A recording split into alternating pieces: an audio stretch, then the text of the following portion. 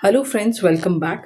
So today we'll be seeing how can we find out cube roots by a trick. So I have already written the cubes on one side and I have already written two questions. So we'll see how can we find out cubes. तो cubes निकालने के लिए trick के through आपको पहले 1 से 10 तक जो है वो आपको क्यूब्स याद होने चाहिए। उसके बाद अगर मैं बात करती हूँ कि हम लोग कैसे इसको ट्रिक के थ्रू निकाल सकते हैं, इसमें कुछ इंपॉर्टेंट पॉइंट्स हैं जो आपको याद रखने हैं। फर्स्ट पॉइंट जो है वो ये है कि you have to make group of 3 digits starting from right to left. Okay, group of 3 digits क्यों बनाना है फ्रेंड्स? क्योंकि हम लोग क्यूब निकाल रहे हैं। अगर हम लोग स्क्वायर निकालते तो हम लोग ग्रुप ऑफ 2 बनाते। Okay, this is your first point.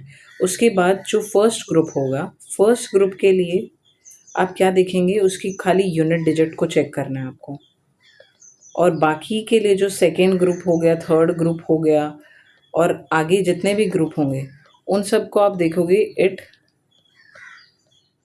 Comes between which two cube numbers. ठीक है, फिर थर्ड स्टेप क्या होगा? आफ्टर चेकिंग आपको क्या करना है? Take the smaller number. मैं अभी आपको करके दिखाती हूँ कैसे, तो आपको शायद ज़्यादा अच्छे से समझ आ पाएगा। Okay, coming to the first question is 15625। अगर मैं आपसे इसकी बात करती हूँ तो मेरे को क्या बोला मैंने? ग्रुप बनाना है, मेरे को इस साइड से शुरू करना है ग्रुप बनाना। तो मैंने ये एक ग्रुप बनाया 3 डिजिट का, और यहाँ पे 2 ही डिजिट है तो ठीक है, कोई बात नहीं। तो मेरा ये एक ग्रुप हो गया, ये दूसरा ग्रुप हो गया। अब अगर मैं बात करूँ, जो फर्स्ट ग्रुप है मैंने क्या बोला है, उसमें मेरे को बस यूनिट डिजिट देखनी है।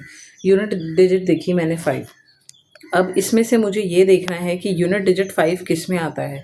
आप देखेंगे 5 में आता है। 5 का क्यूब होता है जिसमें यूनिट डिजिट 5 है।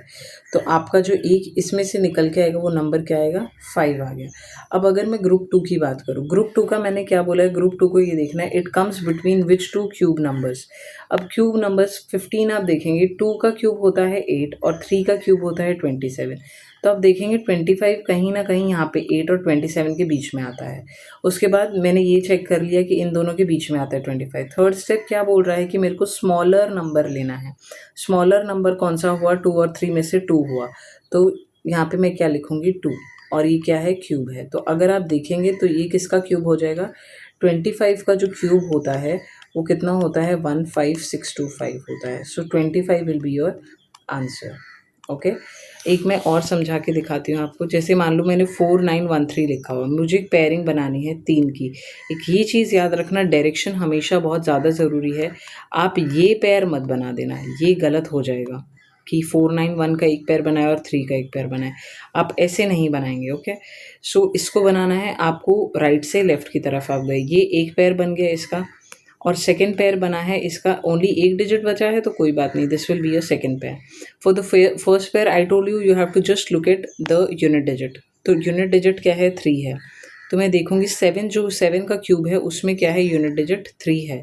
तो मेरे फर्स्ट ग्रुप से क्या निकल के आ गया? मेरे पास 7 निकल के आ गया। सेकेंड 4 है। अब मैंने क्या बोला है? सेकेंड स्टेप क्या बोला है मैंने? कि ये देखना है कि 4 it comes between which two cube numbers. अब अगर आप देखेंगे 4 कहीं ना कहीं यहाँ पे आता है। तो 4 आ गया, मैंने ये देख लिया कि 1 और 2 के बीच में आ रहा है। अब मुझे क्या लेना है? छोटे वाला नंबर लेना है। छोटे वाला नंबर लेना है मतलब मैं क्या लूँगी? 1 लूँगी। तो आप देखेंगे 17 का क्यूब जो है होता है वो 4913 होता है, sorry. So your answer will be 17। I hope this trick was clear and fruitful. Thank you.